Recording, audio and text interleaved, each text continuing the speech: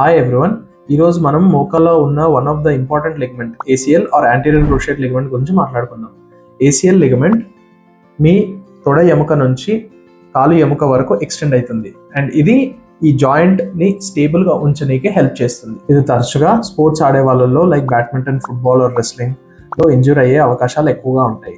అది కాకుండా dancers or twisting ఇంజరీస్లో ఇంజూర్ అయ్యే ఛాన్సెస్ కూడా ఉన్నాయి.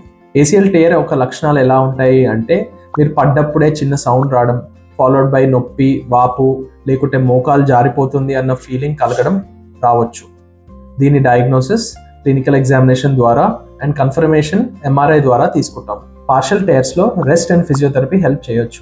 కంప్లీట్ టేర్స్లో మాత్రం ఏసీఎల్ రీకన్స్ట్రక్షన్ చేస్తాము.